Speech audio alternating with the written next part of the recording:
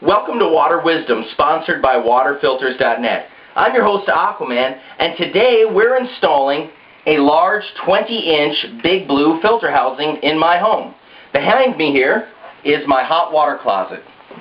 To the left is the hot water heater, and off to the right is where the inlet of the water to my home is. At the bottom is the main inlet valve, and conveniently already installed where a softener once was is a bypass loop. I'm going to use the inlet and outlet of those hoses as the inlet and outlet for my whole house water filter. The first step is mounting this mounting bracket to the wall in my hot water heater closet. I've already taken into account the height that I need, and I'm mounting mine way above the floor where there's no worries. You have to make sure you have enough room to remove the filter sump and not be blocked by the floor or something below it. I'm mounting mine right here. Mark these holes.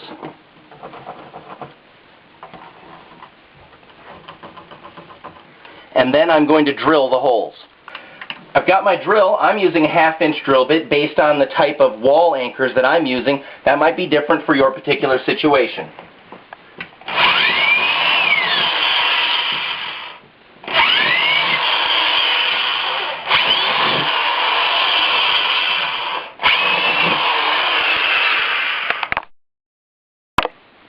I've installed some wall anchors in these two locations where I did not have a stud. This side has a stud, and now I'm going to screw them on.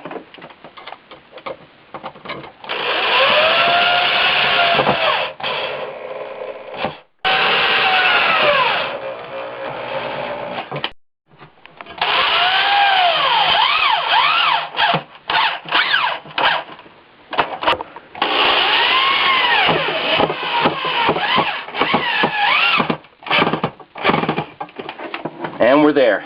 That's not going anywhere, and it's important that it be firmly secured because that big 20-inch Big Blue sump is going to have a couple of gallons of water in it and maybe a heavy carbon filter.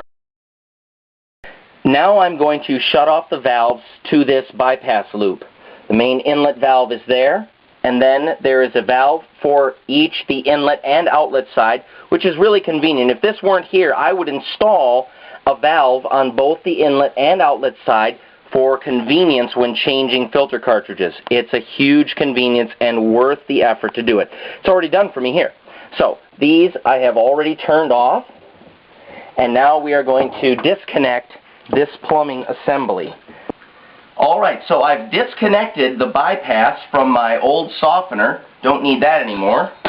And I have left over the inlet and outlet water lines that I'm going to attach to my cap. This cap has 3/4-inch female pipe thread inlet outlet size, and I've got 3/4-inch male inlets here.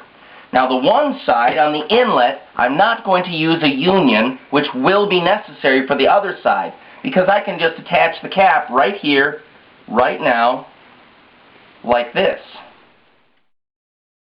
For starters, I'm going to install this nipple, which, as you can see again, I've coated with Teflon tape. Don't forget that. Teflon tape is your best buddy when you're doing plumbing work. I'm installing this nipple into this union. Now, I'm going to attach the nipple to the other side of my cap, which I have over here. So now I have firmly attached the union and the nipple to the cap. I've tightened it down until I can't get it any further tight with a pliers, and now I'm going to attach the cap to the mounting bracket itself. Now I'm beginning the process of mounting the cap to the mounting bracket. I've already started a couple of the lag screws, and I'll be putting the other ones in a moment. I'm using 5/16 by 1.25" lag screws. It's better if they have a shaft at the top, but if they don't, get a couple of washers. I'm using 3 washers on each one to be sure that I don't pierce down through the cap. If you get the 5/16 by 1.25" with the shaft on top, you're in good shape.